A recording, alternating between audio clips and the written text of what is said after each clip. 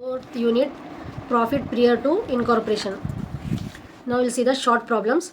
The following figures were extracted from the books of Veera Private Limited for the year ended 31st March 2003, which was formed on 1/4/2002, but was incorporated on 1/7/2002. Sales and cost of sale during the year is 5,58,000, 4,08,600. Find out the apportion to gross profit between the pre and post incorporation period, assuming the gross profit percentage is fixed.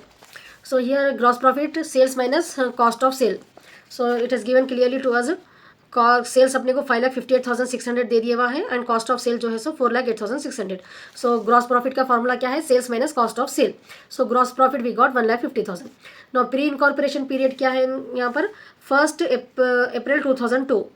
1 अप्रैल 2002 से 36 incorporated कब हुआ वो? 1/7/2000. सो जून तक. सो 36 तक अपने को 3 months pre incorporation period है. फिर 1/7 से 31 मार्च 2003 तक जो है सो अपने को पोस्ट इनकॉर्पोरेशन पीरियड है. सो टाइम रेशियो मालूम करना रहता है. Gross profit always distributed for according to time ratio. तो टाइम रेशियो अपने को 3 मंथ्स 9 मंथ्स आ गया. सो इसको सिंप्लीफाई करें तो 1:3. सो प्री इनकॉर्पोरेशन प्रॉफिट कितना है? 1,50,000 इंटू 1/4 37,500. ठीक है. पोस्ट इनकॉर्पोरेशन ग्रॉस प्रॉफिट कितना है? 1,50,000 into 3/4 1,12,500. One second I will repeat it. Sales and cost of sale given है अपने को क्वेश्चन में. दोनों को माइनस करके प्रॉफिट आ गया अपने को ग्रॉस प्रॉफिट. अब अपने को प्री इनकॉर्पोरेशन पीरियड और पोस्ट इनकॉर्पोरेशन पीरियड का टाइम निकालने का रहता है. ठीक है. 3 मंथ्स है ये, 9 मंथ्स है. इसको सिंप्लीफाई करें तो अपने को टाइम रेशियो मालूम हो गया. ये टाइम रेशियो में जस्ट प्रॉफिट जो आया अपने को आंसर 1,50,000 उसको डिस्ट्रीब्यूट कर देना है 1/4 प्री पीरियड के लिए और 1,50,000 into 3/4 post incorporation gross profit. Now we'll see the next problem. A certain period, calendar 2004, due date of taking over the business 1/1 को business take करे लोग. Incorporate कब हुआ वो? 1/5 को हुआ. Total sales 10,80,000 है. Sales was under January twice the average sale. फरवरी में equal to average sale. May का सेल जो है मे टू अगस्त जो है so 1/4 average sale of each month. सितंबर और अक्टूबर में 3 टाइम्स. यहाँ पर सेल रेशियो मालूम करने का है अपने को. Average sale in each month. Calculate sales ratio. Pre incorporation and post incorporation के लिए सेल्स रेशियो क्या है मालूम करना है अपने को. इसके लिए no. So total sale it is given to us 10,80,000. Average sale कैसा मालूम होता है अपने को? 1 मंथ का पर मंथ का डिवाइडेड बाई 12 कर लिए तो अपने को एवरेज सेल पर मंथ मालूम हो जाता. ठीक है. अब जनवरी में जो जैसा जैसा क्वेश्चन में अपने को इन्फॉर्मेशन है बस वैसा लेना है अपने को. जनवरी में क्या बोल रहे हैं? See here in the question twice the average sale. 2 into 9 अपने को 90,000 एवरेज आ गया पर मंथ. उसका 90,000 डबल कर देना. ट्वाइस बोले तो 18 लाख आ गया. 1,80,000. फरवरी में क्या बोल रहे देखिए क्वेश्चन में? Equal to average. Equal direct डाल देना 90,000. मार्च की इन्फॉर्मेशन नहीं है, just put a box. April की भी इन्फॉर्मेशन नहीं है अपने को यहाँ पर क्वेश्चन में कुछ भी. मे टू अगस्त, मे से लेके अगस्त तक 1/4. मे जून जुलाई अगस्त यहाँ तक 1/4. 90,000 का 1/4 4 मंथ्स में इक्वल डालना है ये. It's clear no. Now again September and October 3 times of average sale in each month. 3 times बोले तो 3 से मल्टीप्लाई करना है सितंबर और अक्टूबर में. So 90,000 into 3 you will get 2,70,000 2,70,000. November December it has not given.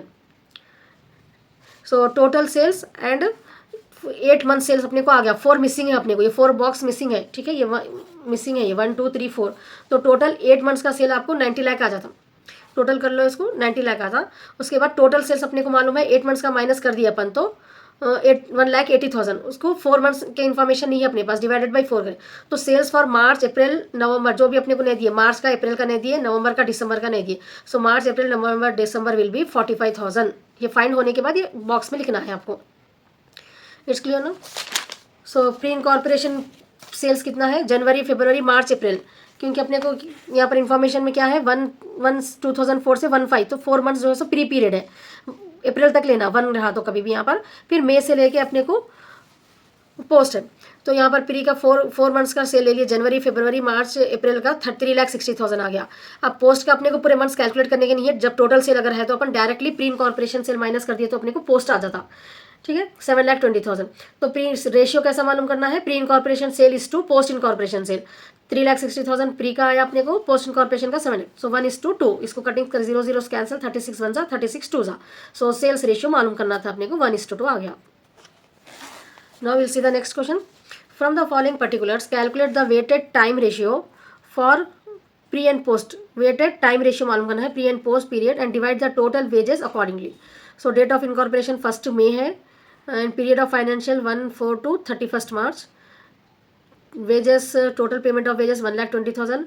Number of workers, pre incorporation period के लिए 4 वर्कर्स है, पोस्ट इनकॉर्पोरेशन पीरियड के लिए 20 वर्कर्स है। So period of financial account it is given 1/4/2009 to 31st March 2010। So date of incorporation 1/5 है। Time ratio 1:11। Time ratio is 1:11 pre April to May. ठीक है, यहाँ पर अपने को 1 मंथ का ही आ रहा अपने को यहाँ पर, क्योंकि 1/4/2009 से स्टार्ट हो रहा। इनकॉर्पोरेशन फर्स्ट में कुछ हो गया तो अप्रैल का एक ही महीना यहाँ पर प्री है, पोस्ट 11 है। It's clear no. So pre के अपने को वर्कर्स 4 है, पोस्ट के 20 है। सो वेटेड टाइम रेशियो क्या रहेगा, 1:4 प्री का रहेगा, 11 × 20 पोस्ट का रहेगा। सो इसको सिंप्लीफाई कर लिया अपन, 2:110, फिर 2 1 2 50, 1:55 जो है अपना वेटेड टाइम रेशियो आ गया। टोटल पेमेंट कितना है क्वेश्चन में, 1,20,000 है। सो प्री इनकॉर्पोरेशन को 1,20,000 इंटू 1/56 प्री इनकॉर्पोरेशन वेजेस हो जाता। Post incorporation wages 1,20,000 into 55/56 11,785 post incorporation wages है। It's clear no. Only this thing you have to understand it here. अपने को यहाँ पर मंथ जो दिए 1 में को इनकॉर्पोरेट हो रहा, ईयर 1/4 से शुरू हो रहा। ठीक है ना, 1/4 से 1 एक ही महीना जो है ना इन लोगों का प्री पीरियड है। प्री इनकॉर्पोरेशन वेजेस अपने को सिर्फ 1 मंथ का निकालना है और 11 का वो है। और अपने को यहाँ पर 4 दे दिए वर्कर्स का, प्री का, पोस्ट का, उससे जो आया अपने को 1:11 उससे मल्टीप्लाई कर लेके अपन रेशियो निकाल लिया 1:55। ये रेशियो में जो है ना 1,20,000 वेजेस दे दिए टोटल वेजेस। प्री का कितना वेजेस है, पोस्ट का कितना है अपने को मालूम करो बोले। सो प्री इनकॉर्पोरेशन वेजेस के लिए अपन 1/56 ले रहे हैं। ये 56 के साथ आइए, ये रेशियो में 1:55 को ऐड करें तो 56 आता। Post incorporation wages 1,20,000 into 55/56। So 2,143 pre-incorporation wages and post-incorporation wages is 11,785. Now we'll see the next question. State the basis for division of the following expenses between pre-incorporation and post-incorporation period. This is important problem you may get for the short question and it is helpful for you to solve the long problems also. कौन सी चीज़ किस पे अपने को time ratio पे, sales ratio पे जो है ना अपने को डिस्ट्रीब्यूट करना रहता। सो यहाँ पर फर्स्ट पॉइंट आपको है salary to working partner. Salary into वर्टी it is an item which should be taken only pre से पहले देते ये, since partner will not be there in the company. ठीक है, खाली अपने को नोट लिखने का है ये कि ये प्री इनकॉर्पोरेशन से रिलेटेड है। Next you have rent building. Rent building क्या है, it is apportion to on the basis of time ratio. Time ratio मालूम कर लेना, उसके बाद प्री और पोस्ट कितना टाइम आ रहा उसके हिसाब से जो है ना डिस्ट्रीब्यूट करना रहता। Directors fee, next director fee it is entirely charge to post corporate. Director जो है ना बिफोर इनकॉर्पोरेशन नहीं रहते, प्री पीरियड में नहीं रहते। सो डायरेक्टली डायरेक्टर फीस अगर आपको क्वेश्चन में दिए तो डायरेक्टली वो पोस्ट इनकॉर्पोरेशन पीरियड में डालना, since there are no directors before incorporation of the company. No advertisement expenses. Advertisement expense क्या करना रहता है अपने को, it is the selling expense, so it is should be apportion on sales ratio पे। Advertisement बोले तो सेल्स से रिलेटेड रहता है वो, प्री एंड पोस्ट का कितना सेल है उसके ऊपर जो है ना अपने को डिस्ट्रीब्यूट करना रहता है एडवर्टाइजमेंट एक्सपेंसेस को।